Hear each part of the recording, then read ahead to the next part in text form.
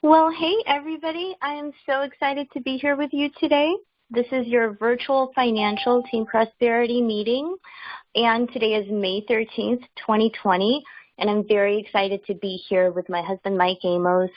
I've got some things that I want to go over, and I know that he's got a great presentation, so I'm really looking forward to that. Let me go ahead and pull mine up and go over it. It's been an exciting and interesting part of the, beginning of the year. I can't believe it's already May. I hope things are going fantastic in your business, and we're always here and happy to help. What I wanted to talk about today, and of course, Mike was laughing at me about the slide, but I won't stop saying about how extremely well-positioned we are and how we have been this entire time, while everybody else is trying to figure out how to work digitally and how to run their business. We're always been this way, 100% virtual, and this is our time to shine. So what I wanted to talk about today is getting organized. It's something that's near and dear to my heart. Time management is one of the things that I work on the most. So I want to talk about using your CRM calendar and your CRM tasks. And you can also use, and I highly recommend using something like a Calendarly or another free account if you want. It's extremely helpful. And then from there, you want to make sure you're adding those events into your CRM calendar. You always have to have some kind of follow-up list. And you should be building an email list for GMATs and for other things, or multiple email lists. You should always have a weekly, daily, and hourly plan and goals. And of course, getting organized in your email with folders and stars, etc. We're going to go over that as well. So the first thing I want to talk about is using a calendar like a Calendly. I'm sorry, I have a hard time saying that word for some reason, but I've set mine up to take only 15-minute intro calls. And when I send somebody the link, they're seeing that that's a 15-minute intro call, and that makes them a little bit more comfortable. So this is kind of a cool system. This is just the free one. Like, I can go in and see what I have going on today and what people have scheduled for today, but I can also go back and look at a date range and export all the past events that I've had with all their contact information, and this will ask them for their email, their phone numbers, so it's got all their information. It's pretty cool. And then what I do is I make sure that as soon as I get that alert in my email that I go in and I add it to my CRM calendar. And you could see that I'm constantly adding things to my CRM calendar, whether it's something for my son or whether it's coming from any source. I want to make sure that everybody's got time that they need, and I can look at my calendar by the day, I can look at it by the month, I can look at it by the week. I've got different ways that I can look at it. And then in my email, I like to get organized. The little triangle looking things right closest to the word, that actually shows importance. So you can mark senders as important or not important. And you can also, color code your things. I'm a little crazy in that way where I've got, green stars for people coming in and blue stars for policies we're working on and orange arrows for people that are, getting back with me, and then, green check marks for events that I've added to my calendar. I've got informational stuff. I've got things that I'm covering on meetings. So for me, it really helps me get organized. But the other big thing is building folders and subfolders. So you could actually select a message and hit this little button that I've made a square around here, and you can move it to an existing folder, or you can create a new folder. So you could, let's say you want to title it new folder. You just type in there new folder, create new folder, and then you could nest that folder under a subfolder. So if I wanted to do that, I would just check the box, and I could put it under another folder that's already existing. So just a few tips from me on things that are helping me get organized. 12-week year and being on the WAM groups, which stands for Weekly Accountability Meeting. Big thing for me to be, constantly be held accountable for the goals that I'm making And it's not a negative thing. It's great to see where other people are excelling, what's helping them, challenges that people are having, and it's something that I look forward to, something we do on Saturdays. So I've got a weekly plan, I've got my 12-week year plan, I've got a daily activity sheet, and then my calendar helps me with my hourly plans. I'm doing my tasks and my follow-ups between my calendar appointments. I'm resolving things in my Gmail. I'm following up on my LinkedIn follow-up list of people that said, yeah, let's have a call, and then they didn't, follow up with a time. Those people go into like a list for me, and then I've got number 1, 2, 3. How many times have I followed up? It should, get off that list onto my calendar sometime. If not, I'm not going to follow up more than 3 times. So I've got my own little system. I'm creating email lists out of dumped, people out of different places. I've got different email lists for different things. So there's a bunch of things that I'm doing to help myself get organized, and I hope those little tips helped you. And if you need my help and any of the stuff, was useful and you want to apply it, feel free to let me know. I'm always happy to help. I'm just a strong believer that this is our time right now. Like, we have to make it happen. So whatever you can do to get the most out of your time, get organized, work on your time management. I'm mainly talking to myself too, because that's one of my things too, is, trying to start something, follow all the way through and finish it, move on to the next thing and get organized. And anyways, I'm going to grab Mike. I'm so excited to hear his presentation. Give me just 1 second. Thank you so much.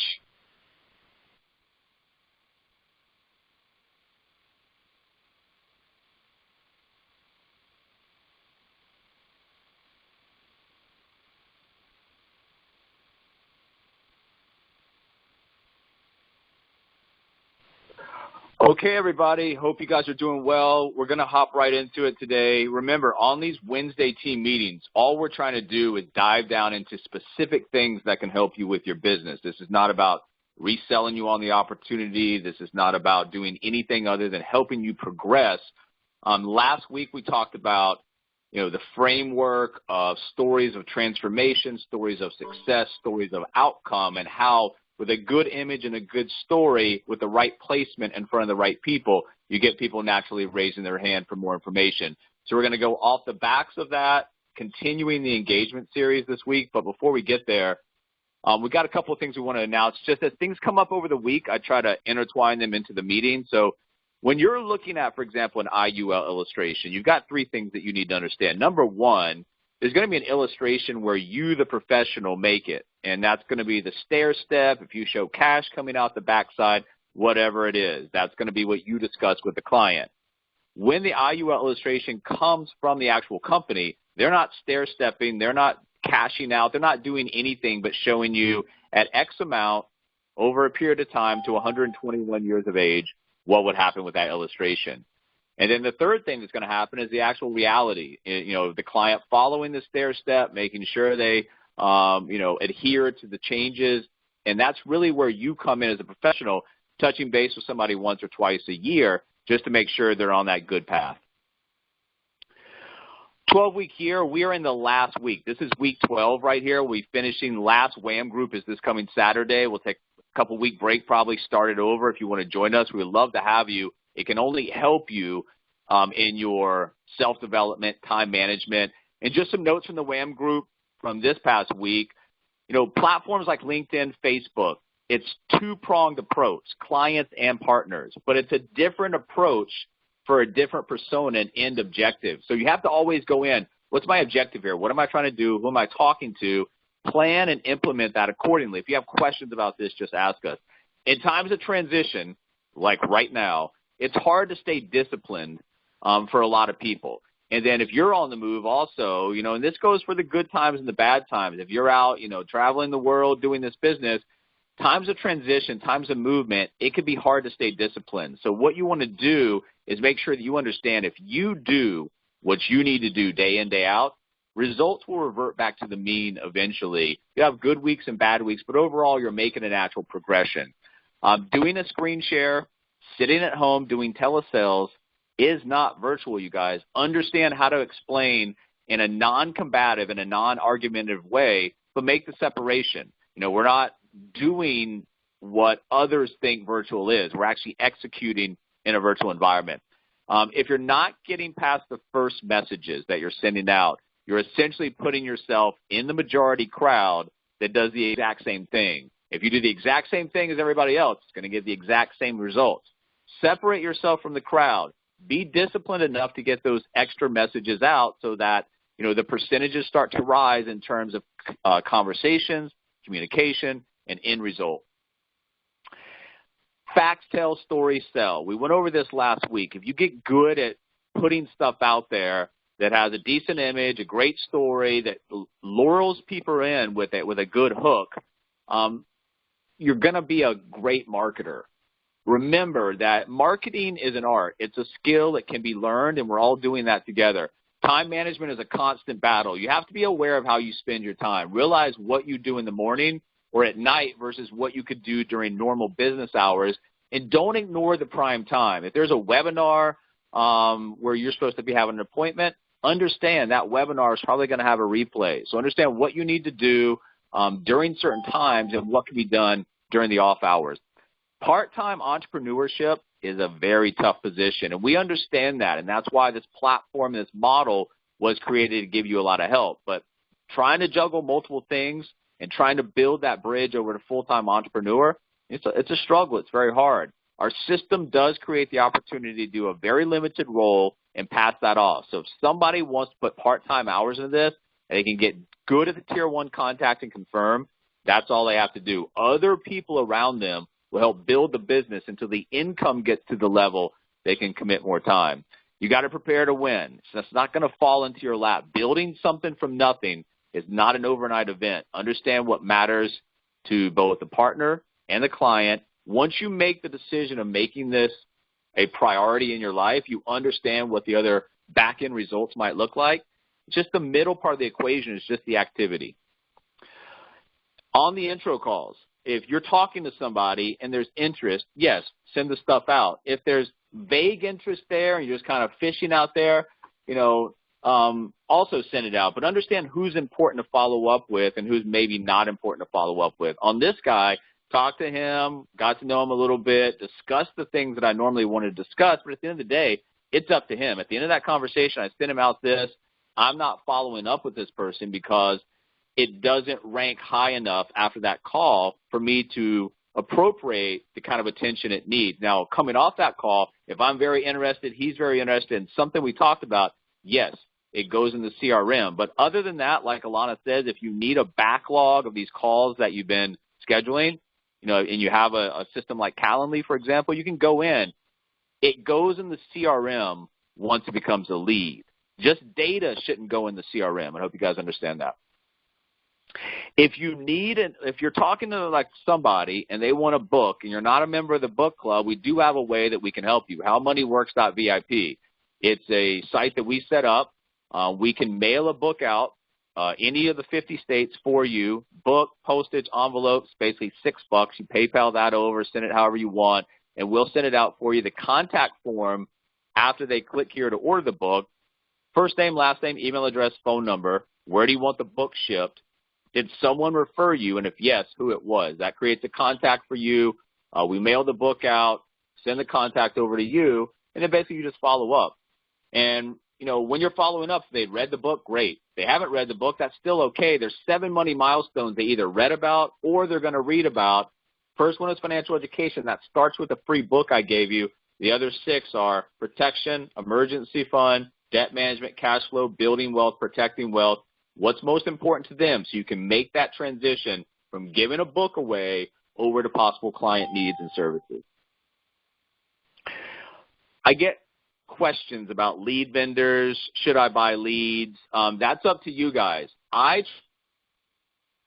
You guys take total control of the business cycle. Everything from the marketing to the sales to everything on the back end under your control. I've told you guys this before.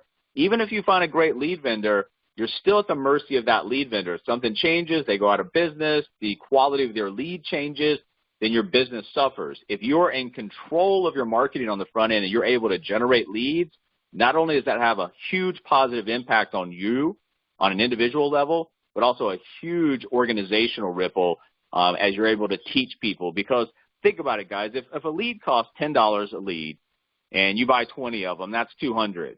In the insurance and financial services, we make a lot of money off product sales. If there's multiple sales in there that equal $3,000, $4,000, $5,000, why in the world would a lead vendor only want $10 for a lead? Most people who understand how to create good leads are doing one of two things.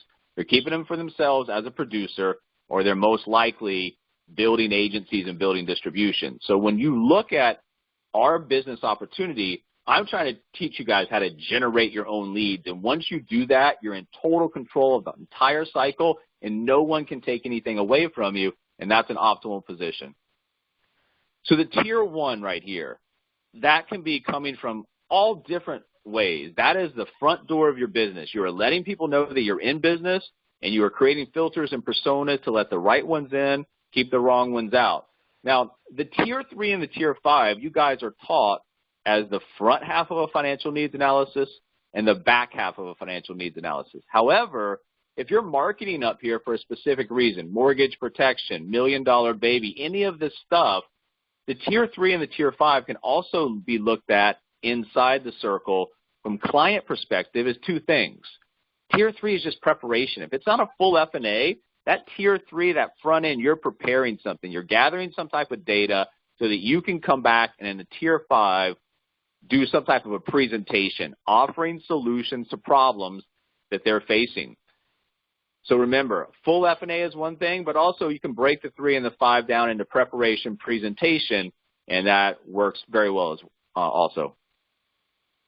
Last week, we talked about, and I opened this with it. It was an important meeting, I thought, because it teaches you some things that, yes, you can apply directly to Facebook, but also you can apply in a generality to the way that you market, the way that you communicate, and the way that you present yourself online. If you did not see that, I would go back, and make sure you watch it. If you have been through it, it's one of those that you want to keep going back to and learning, because once you implement some of this stuff and learn it, you're going to separate yourself from the crowd. And when you become a small part of that percentage marketers that know how to do things online, a great opportunity opens for you on both the client side as well as the ability to show other people in the industry, this is how you do it. This is what I do for my particular partners. If you can commit to this, I can commit to doing this for you. When you have things that people want and you can get them to their goals and dreams, people will start coming in flocks.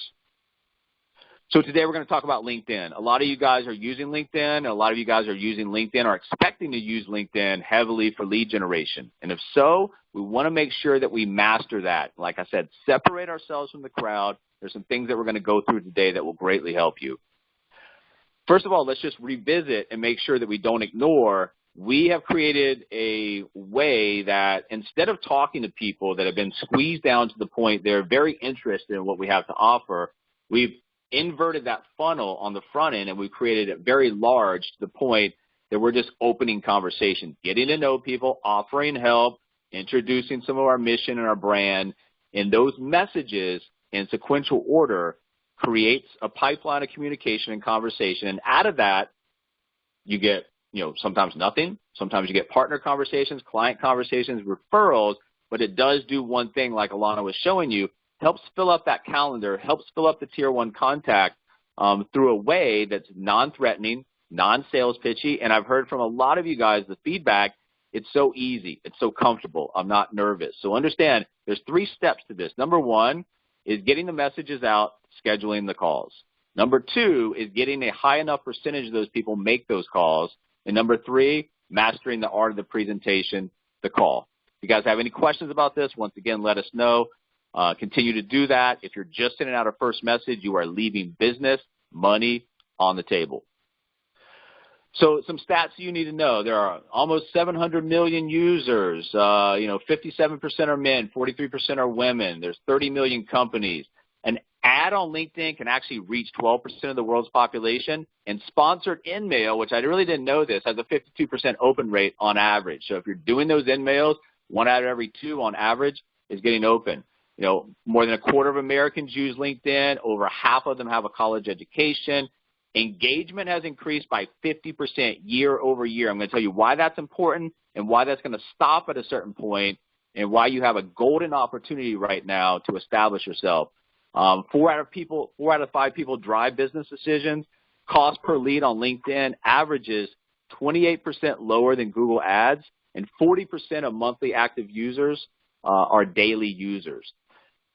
People use it to create leads, and people also use it for extensive lead generation conversion. So it's very important. It also drives traffic to, what you're doing, other sites. 90% of the social traffic was driven by the big 3 networks, with half of it coming from LinkedIn. So it is a juggernaut. And the number of conversions per social platform, LinkedIn just kills the other one. So understand that when we put LinkedIn at the top, we put Facebook underneath it, and you say, well, what do I need to do for Twitter and Instagram? Nothing until you start to learn how to master these other platforms. So LinkedIn is an excellent opportunity right now. And if you look at the numbers, there's 9 billion content impressions on LinkedIn feed weekly. There's only 3 million users that share content weekly. So what does that mean for us as an opportunity?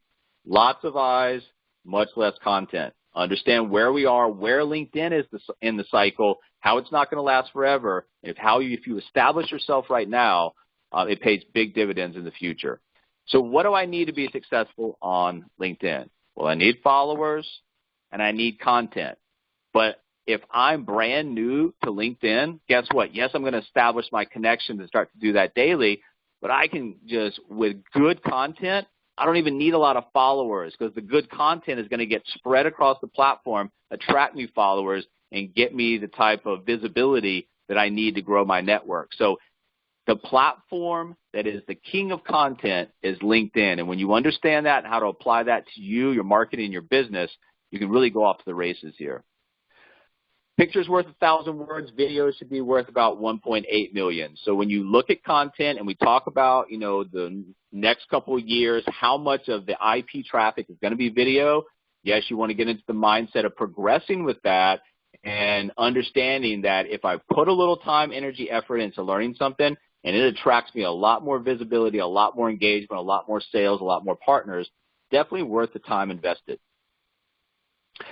If you need to understand what is good content, it's as easy as looking it up on Google. You can always educate yourself. Killer content ideas to post on social media, video content ideas to post on LinkedIn, content that gets engagement on social media. You can read here. You can go over to YouTube, and somebody will run you straight through what works, what doesn't work, what you should be posting. So you've got enormous information, education at your fingertips. If you invest a little bit into self-development, in a situation like this, it pays huge financial rewards. So let's talk about LinkedIn. Let's get into the algorithm. Let's get into what we should be doing and some tips. LinkedIn knows the more visibility they give the marketers right now, the more they're going to use LinkedIn, which promotes LinkedIn as a platform. Pretty easy to understand, right? Once they reach scale, they'll decrease organic visibility to sell more ad space. That's also pretty understandable, right? Same place Facebook was 8 or 10 years ago, LinkedIn is right now. So you have the opportunity to go out there and have a huge organic reach before they reach scale and start to do what Facebook does now, which is put pressure on you to spend money to reach people. So it's not going to last forever, so take advantage. You probably have, 18, 24, 30 months, I really don't know, to get in here and place yourself as, top 3, 5%. And once you do that, even when it changes over and they're promoting more ad space, revenue, income for them, you've got your organic reach already set up. They can't take that away from you.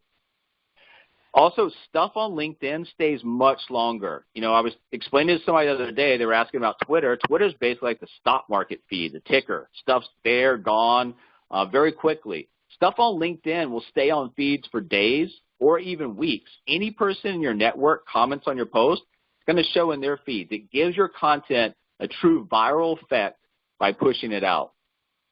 Posts can be still circulating weeks later. I don't know if you guys have seen something. Maybe you like something, and then several weeks later it comes back to your feed with a lot more engagement. Like, wow, that was there a while ago. Good stuff will stay in circulation. So this is it, guys. This is the LinkedIn algorithm. And you can take a look at it. You can screenshot it, do whatever it is that you want to. I'm going to break this down into a very easy to understand equation for you that I think anybody with little to no LinkedIn experience will start to understand how to use it. So this is what the algorithm, when it's analyzing stuff that's coming through and filtering it, this is what it looks for. But like I said, let's break this down into a very easy to understand equation for us. It's in-house plus velocity. That's all the, yes, good content is important, but that's all the algorithm really wants to see. It wants to see something in-house, and yes, it has filtering systems for stuff that's not good, but the other way that it really checks to see if this is quality material and quality content is the velocity. How quickly is it getting, some of that engagement? And when so, it re-registers in the algorithm, hey, people are liking this. This is good content. Show it to more people. Pretty easy to understand. Now, the in-house part means that LinkedIn does not want you, or LinkedIn does not want any of its platform participants to leave the LinkedIn platform. So they want you to stay in LinkedIn, and they want you to create velocity. Once you learn those two things, you're going to be able to master the algorithm. So inside versus outside, what does that mean? Well, it's as simple as, does the person have to leave the LinkedIn platform and go outside to get, all of your posts? For example, if you're sharing links, if you're to a blog, to another URL, to a landing page, to a website, guess what? That's outside, and LinkedIn's going to suppress that because they want you staying inside the LinkedIn platform. So it's as easy as, when evaluating a post, are they going to stay or are they going to go? If they're going to stay in the LinkedIn platform, check mark. If they're going to have to go somewhere else, I'm not saying don't post that, but what you have to understand is LinkedIn is going to suppress that post because you're going outside the platform. So in-house plus velocity. And the velocity is as simple as understanding the engagement. So for example, if you are posting something with an outside link to a URL or anything else, a YouTube video, then they're not going to give you the kind of visibility that you want and that you're probably looking for. So, don't collect the $200, go directly to jail. So the algorithm is looking for in-house plus velocity. So the velocity is the quick engagement. How soon after you post something is it getting likes? Is it getting comments? Is it getting shares? Is it getting reactions? This produces traction for whatever you posted. And that traction can lead to, velocity, and that velocity can lead to a viral post. And once you do that, and you're able to do that on a recurring basis, you're going to own much of this platform that very few percentage of people actually do. So let's go back to the basics first. We're going to revisit some of that stuff, but if you guys are out there using LinkedIn, we need to make sure that we are visible, first of all. If you're out there posting the greatest post in the world, if your profile is not visible, you're not sharing it really with anybody. So in the back end, you want to make sure that I show everything.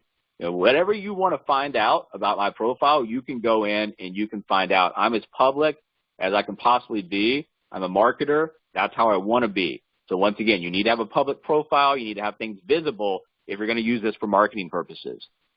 You also, if you're not, in a W-2 job, you need to take your profile out of that kind of framework. So turn your profile into sales and marketing machine. Delete all that resume type info.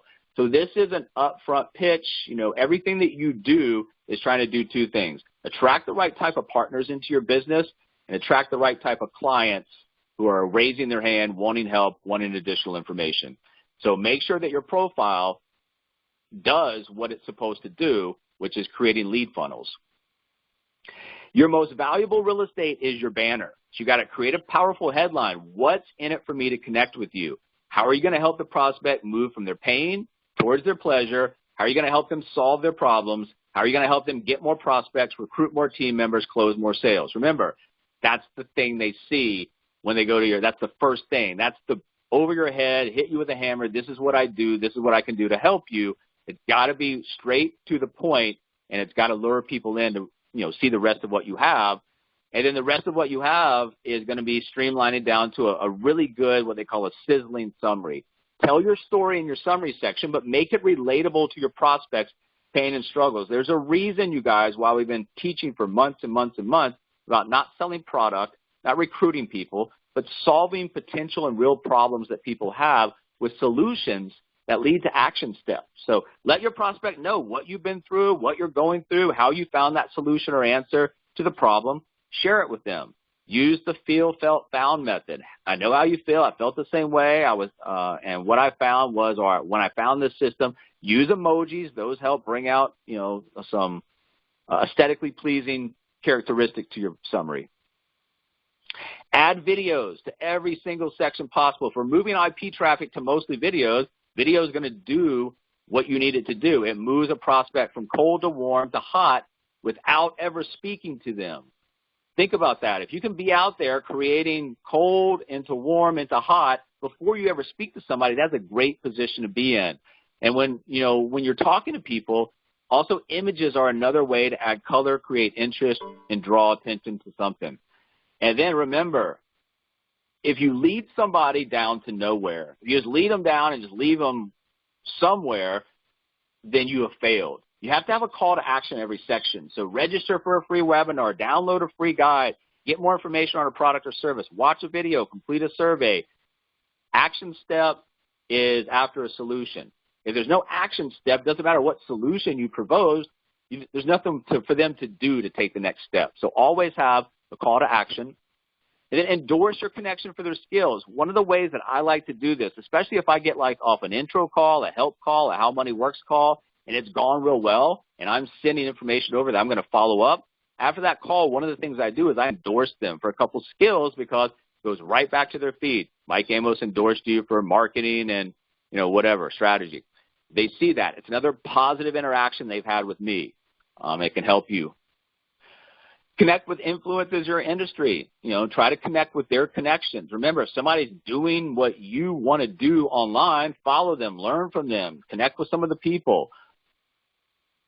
And then join groups. Groups are a great way to go out there and meet new people, get your information out, get seen, and then get creative and think outside the box. This is the most important part of, I think, the way that we approach social media is not being locked in that comfort zone. Whoa, what if somebody doesn't like this post? What if it's controversial? What if I made a mistake? All of that stuff is keeping you in that comfort zone, and it's not allowing you to go forward and grow. All the growth comes outside the comfort zone, so just because it says so doesn't mean it must be so.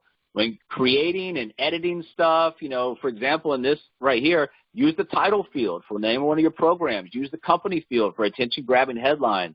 Use location field for a website page. So you don't always have to fall in line and do exactly what something says. You can get creative and use things for your own benefit. And once again, the more you stand out, easier it is to attract who you're looking for.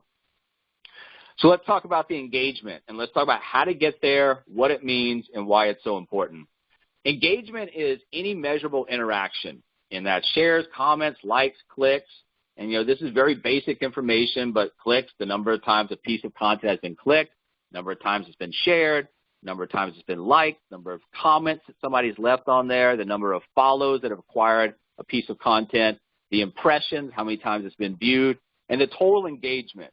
Total engagement is just the culmination of everything that's going on in that particular post. So what's going to make you stand out in 2020? And we're going to get into some examples here, but overall, you still have huge organic potential. Organic means you don't have to pay out of pocket to get in front of somebody. It's the best in terms of generating warm leads, meaningful connections, or just engagement. Don't connect with random people. It drags down your engagement rate and confuses the algorithm. You should have certain people on the client side, certain people on the partner side that you want to connect with. That's why we develop these personas. You can't be everything to everyone. Who best can you work with, connect with them, start communicating with them in a way that offers solutions. Use the search to find your true target audience, and this is very important. The more you define who you're looking for and the more that you build the audience around there, easier is the algorithm is going to understand what you're trying to do, help you out. Use certain keywords, hashtags to call out who you're trying to reach. LinkedIn will boost the post to those people. If you're talking to a digital marketer, if you're talking to an insurance agent, call them out. Hey, marketer, hey, insurance agent, do this, do that. Send connection requests with a personalized message about why you would like to connect. Now, this is something that some people do, some people don't. I don't send personal connection invites. I just send the default. That's totally up to you. A lot of people recommend a personal one.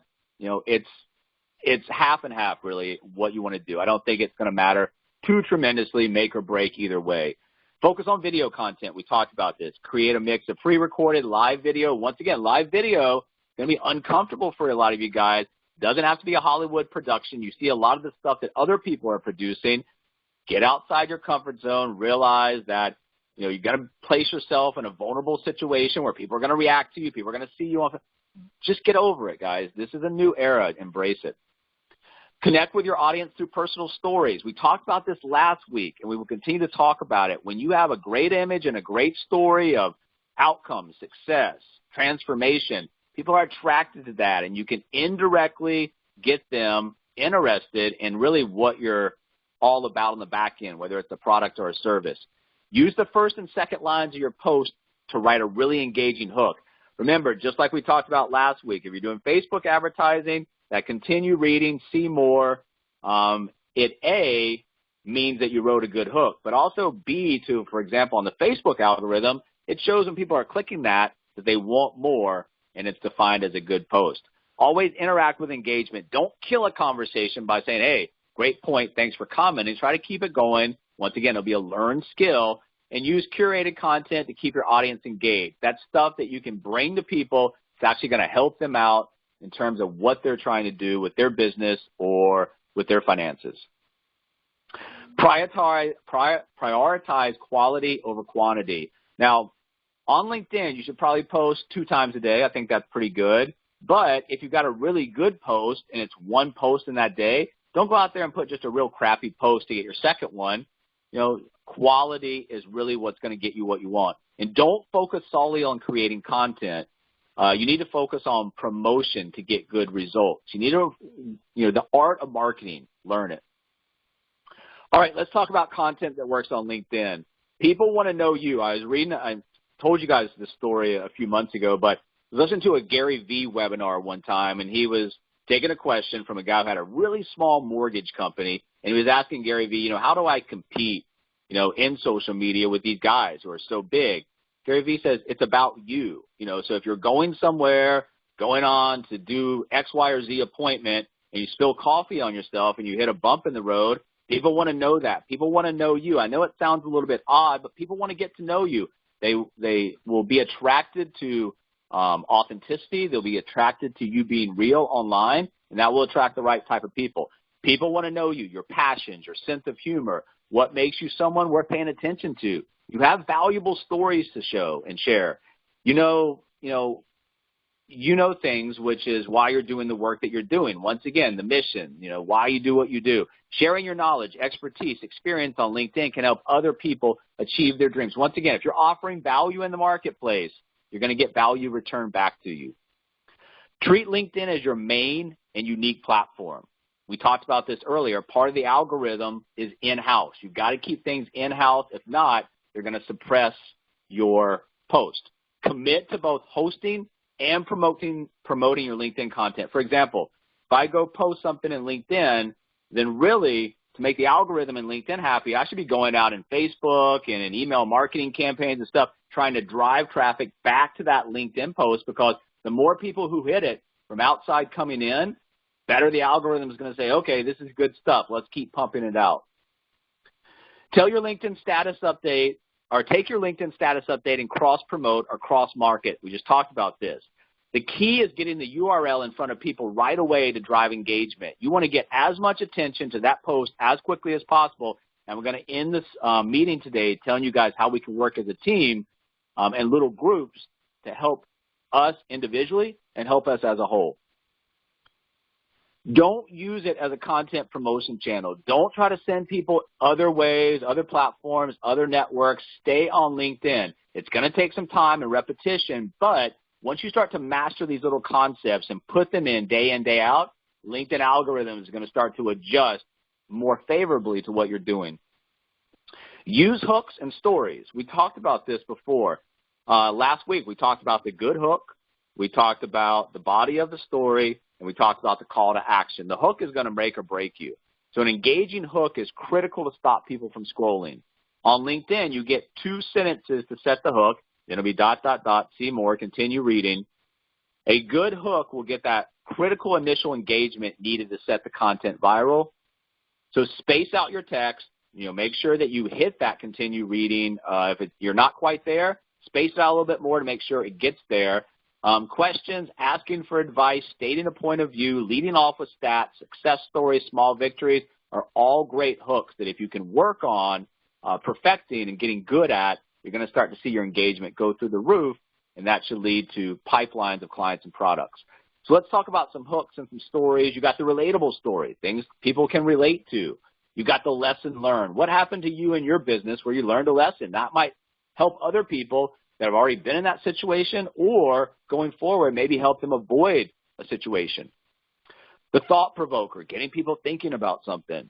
The open-ended question, getting people out there, encourage engagement. The personal moment, something that's happened to you. The controversial point of view. Stay away from politics, stay away from religion, but hey, I don't need physical office to build nationwide distribution. I don't need a team of 400 to do this, or whatever it might be.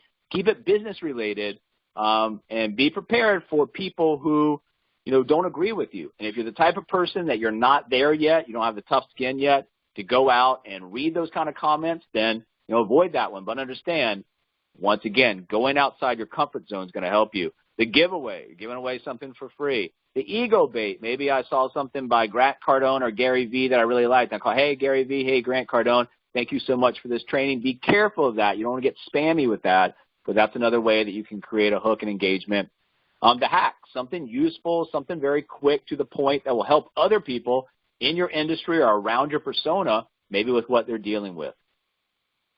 So tip number one, once again, we're reinforcing write text-only post on LinkedIn. So if you're pulling something from the WealthWave system, that's great. You may just want to copy and paste what you're trying to put out there instead of trying to send them to a link, because once again, if you have to leave LinkedIn to get to something else to finish the post, that's not in-house. LinkedIn's going to suppress that.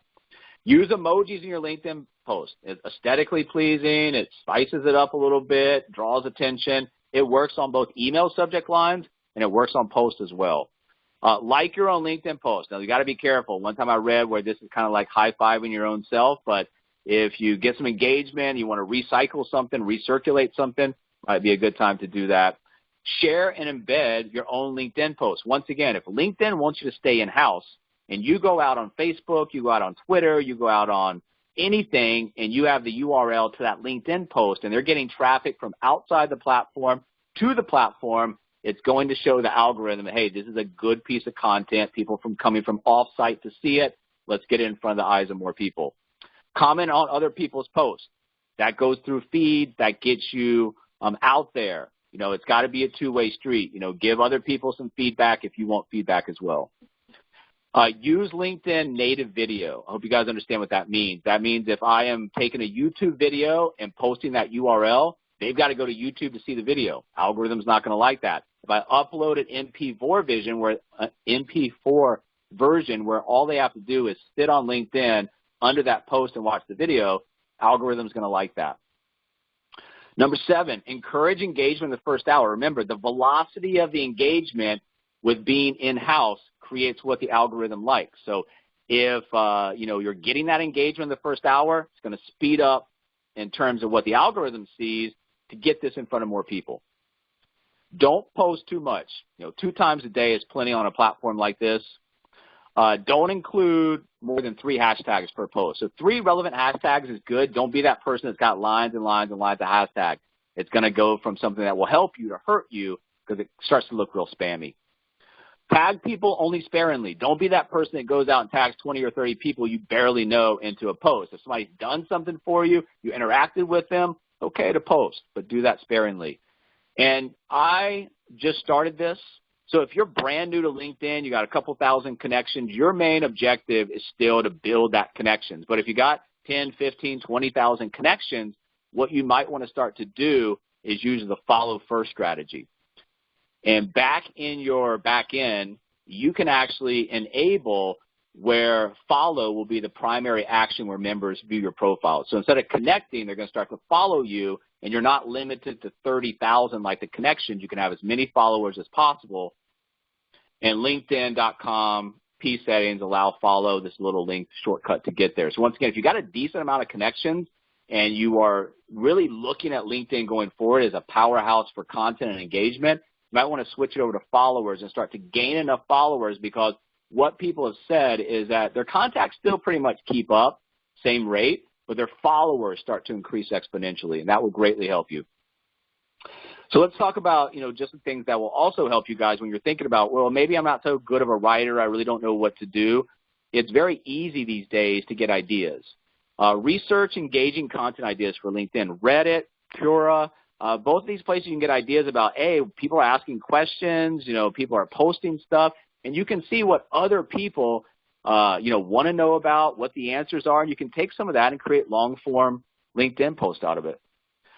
Publish longer LinkedIn posts to activate the See More feature. We talked about this. Make sure that you've got enough on that hook where they have to click on continue reading, see more.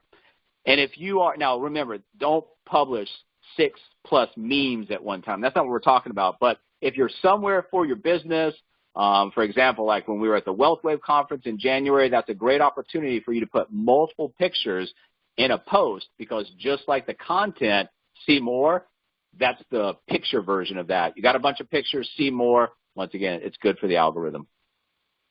Share valuable PDFs on LinkedIn. Do you guys know that this space right here, you can upload PDFs and other documents, create a post out of that. And once again, if you've got a 4-page PDF, they're going to have to flip through it on that. The more engagement you're getting, the more clicks, the more of the stuff that you're getting, the more the algorithm likes it.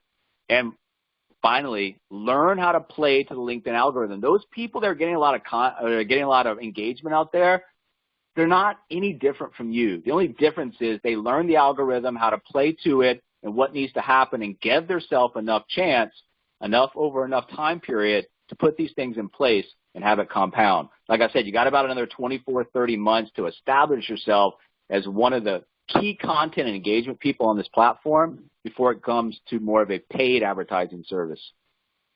Best time to post on LinkedIn. Even though one size doesn't fit all, most marketers have found success Tuesday through Thursday, typically between the hours of 8 and 2, depending on your time zone. The worst time to post is on the weekends or outside of business hours, which are 9 to 5. Just a helpful hint there. LinkedIn is dying for you to get involved right now. They're still in that growth stage where, like I said, Facebook was probably 8-10 years ago. You might think that these tactics are just generating fluff and they're not really important when I'm talking about engagement and awareness, but these are critical parts of the buying process. Remember, people don't do business with companies they don't know. They don't do business with people really they don't know. With all the noise on the web now, it's harder and harder to break through without paying for it. You still have an opportunity on LinkedIn. Use this as an opportunity to create value in your market, spread your reach. While it may not result in direct sales, it's going to help your overall marketing efforts, and that will build. What I've seen on LinkedIn, people come back to me, hey, I've been watching you, I've been following you. I just got a phone call yesterday. The guy's like, hey, I've been following you. Can't believe you guys have been doing this virtual for so long. I'm struggling, this, that. Watch the videos. I'm following up with them today. Very easy, guys. When you show interest in helping other people and show interest in serving the marketplace versus selling and recruiting, big things start to happen for you. LinkedIn has a very smart algorithm. If you want to target digital marketers, we talked about this earlier, call them out. Hey, digital marketers, look at this tip. Hey, insurance agents, do this. If you call out who you're trying to reach, LinkedIn actually sees that, and they're going to boost your post to those people. Once again, I got the persona. I know who I want to be in front of. Let's call them out, and let's let the algorithm know, hey, this is who I'm trying to get in front of. Algorithm will help you if you did what they want you to do. Stay in-house. You don't need to have a big following to get a big following if you're good at content. So what we need to do is individually, we can do some. As groups and units and teams, we can do a lot more. And it's going to be very clear to you guys what I mean. So your homework for this week is obviously to review this. I think last week on the transformational stories combined with Facebook advertising, combined with this week, LinkedIn algorithm, you've got some gold that if you're willing to go out and put a little energy into reviewing this stuff, learning this stuff, implementing testing, can separate yourself from the crowd. So biggest thing we can do in a business model like this where we've got a lot of teammates coming in is work together and attack this. So one of the things that you have to understand in your network, my network in LinkedIn, you have something for teammates. And under your teammates, you can put manager, reporting to manager, direct reports, or other teammates. I don't really care where it goes. When you start to add teammates, guess what's going to happen? So if I add Alana as my teammate and Alana posts something, I'm going to get something in my newsfeed notifications that say, hey, Alana Amos just shared a post. Well, what does that do? I'm going to go help Alana out. I'm going to go to it. First of all, I'm going to make sure, does it pass the litmus test? Is it in-house? Does it look like a good post? If so, I'm going to like it. I'm going to comment on it. I'm going to possibly share it. And if you can form groups of 10, 20, 30 people that are alerted to each other's posts, if they're decent posts, we give each other engagement, guess what? Algorithm's going to love that, create velocity. And instead of what we could do as an individual, now we're attacking this platform as teams, little platoons, and we'll get the type of engagement and the type of reach and visibility that we're looking for. Champions dominate, wannabes compete. We don't want to compete in an industry like this with an old, tired model. We have a digital model. We can't take a digital model and do the old, tired things that the traditional models are doing. Learn new skill sets, learn new platforms. It is definitely worth it. When you control your business from A to Z, there's nothing that anybody can do to disrupt what you're looking to do, which is to grow nationwide distribution. When you count on other people for certain elements of your business model, that's when the variables can take place and disrupt it at any given time.